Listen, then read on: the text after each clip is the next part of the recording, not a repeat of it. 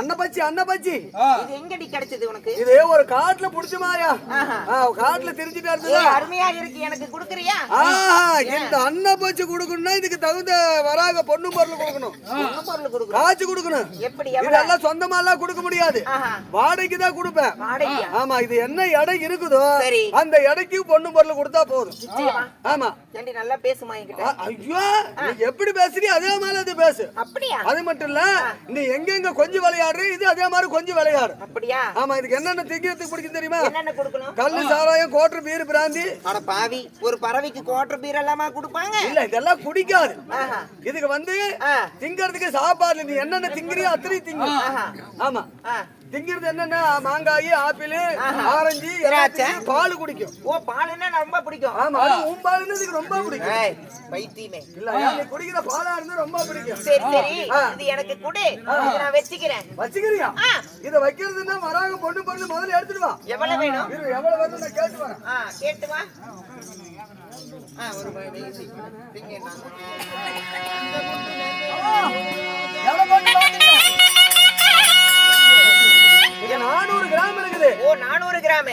400 கிராமுக்கு போதுனா 400 வராகம் கொடுத்தா போதும். அப்படியா? ஆமா, இவ்வளவு தானே? ஆமா, அது மட்டும் இல்லையா, குடுக்குறது பெரிய விஷயம் இல்லையா? சரி, இப்ப என்ன எடையில குடுக்கறனா அதே எடையில தான் இருக்கணும். அதிகமா ஆக கூடாது, கம்மியா அதிகமாவும் ஆக கூடாது, கம்மியும் ஆக கூடாது.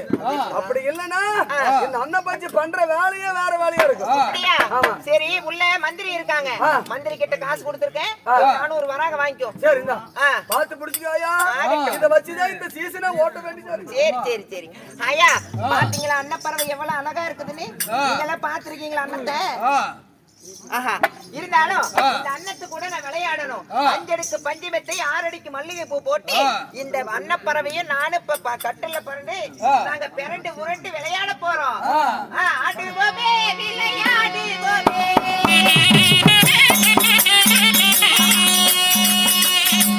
ஆனந்தமாய் விளையாடுவோமே, அன்னத்தோட விளையாடுவோமே.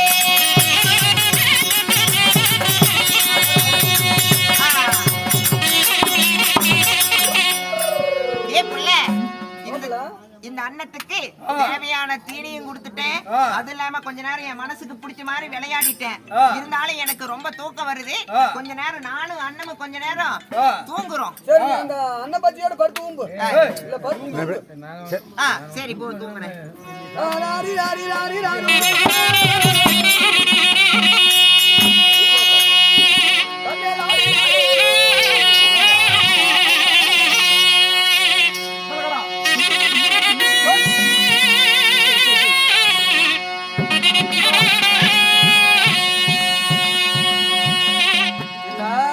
பண்றதுக்கு மத்தாலக்காரர் அடிக்கிறதுக்கு அருமையா இருக்குது.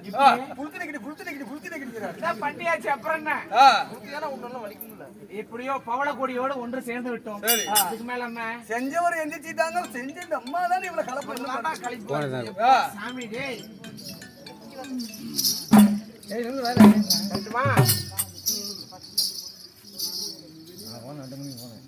அப்பா, ஐயோ அம்மா, என்னடி இப்படி உடம்பு வலிக்குது?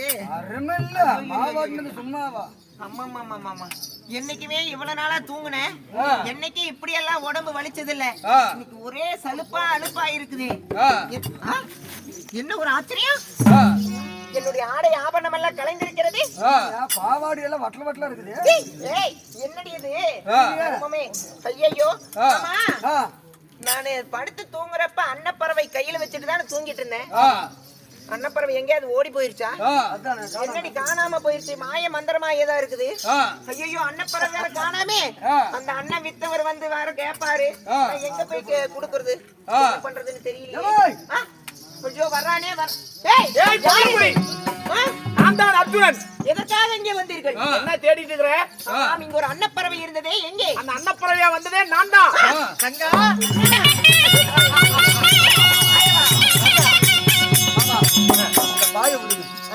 நம்மளே உட்காருங்க. ஏதாவது என்ன நடக்குது உனக்கு? இந்த அதுதான் போட்ட வேலைக்கு 2 பேரும் செஞ்சு முடிச்சிட்டாங்க. அண்ணா இந்த விந்தையில் விந்தையாக இருக்கிறது. ஒருவர் வந்து அன்னப்பறவை கொடுத்தாங்க.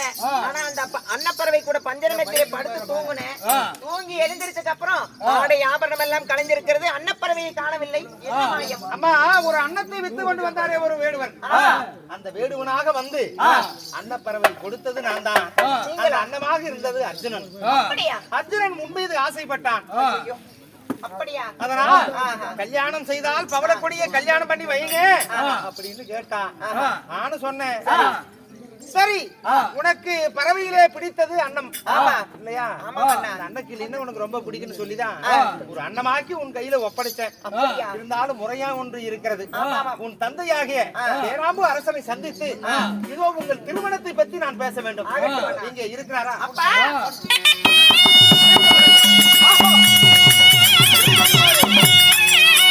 என்ன ஒரு புண்ணியம் செய்திருக்கிறேன்.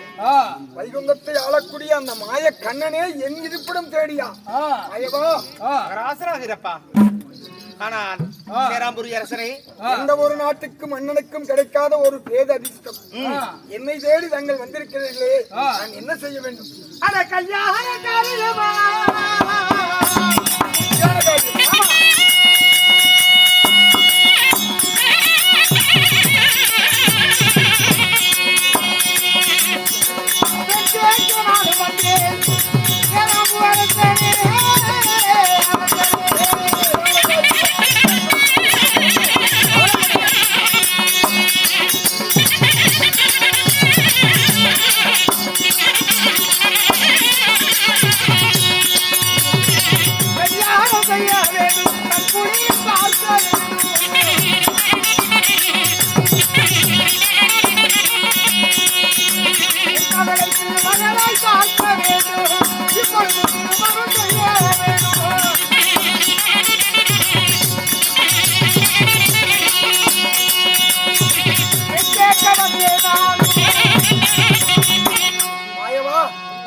என்ன சொல்கிறீர்கள்?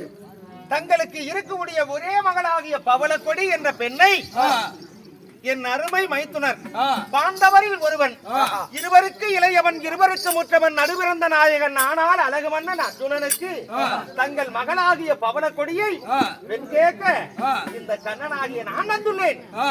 பாண்டவரை பற்றி எனக்கு தெரியும், நீங்கள் சொல்லி தெரிய வேண்டியதில்லை.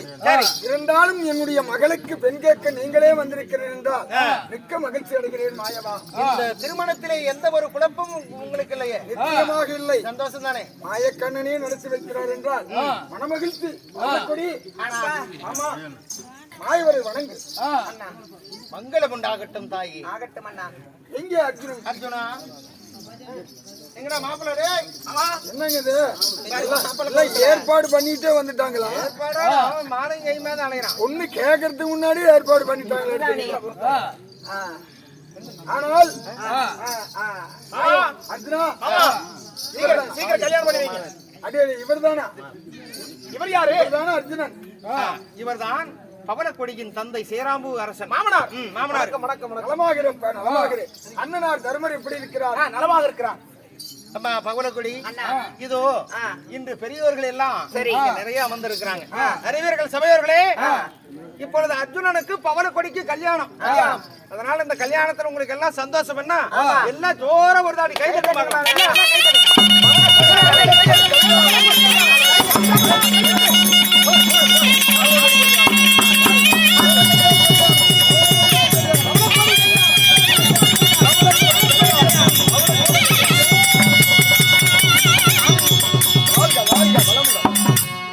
அர்ஜுனா, நாம் வந்த காரியமும் வெற்றிகரமாக முடிந்தது. அதாவது என்ன விஷயமாக இந்த திடீர் கல்யாணம் ஆயமா? அதாவது இவருக்கு ஏற்கனவே கல்யாணமான விஷயம் எல்லாம் உங்களுக்கு தெரியும். தெரியும் அர்ஜுனனுக்கு எப்படி என்று. ஏற்கனவே 6 மனைவி, உன் மகளோடு 7வது மனைவி இருந்தாலும் மதுரை ஆண்டு வரக்கூடிய அள்ளி மகாராணிக்கு பிறந்தவன் யார்? இந்த அர்ஜுனனுக்கு அள்ளிக்கு பிறந்த புலேந்திரன் சபதம் வச்சாரு. தன்னுடைய தோழமார்களோடு பவளரதம் கொண்டு வந்து ஜெயிக்கிறேன்னு. அதனால பவளக்காட்டுக்கு வந்து பவளம் பறிக்கலாம்னு வர இடத்துல பவளக்கொடியை பார்த்ததுனால ஆசைப்பட்டான் அர்ஜுனன். அதனால வந்தது எல்லாமே சந்தோஷமாக முடிந்தது. இந்த நாடு இனிமேல் இந்த பவளக்காடு. எனக்கு ஒரே ஒரு மகள். இந்த சொத்தும் சுகம் நாடு ஏன் இந்த பவளக்காடு அவளுக்கு சொந்தம். அவளுக்கு சொந்தம் என்றால் அர்ஜுனனுக்கு சொந்தம். தாராளமாக எடுத்து செல்லுங்கள். ஆனால் அர்ஜுனா, இதுதான் பழமொழி. ஒரே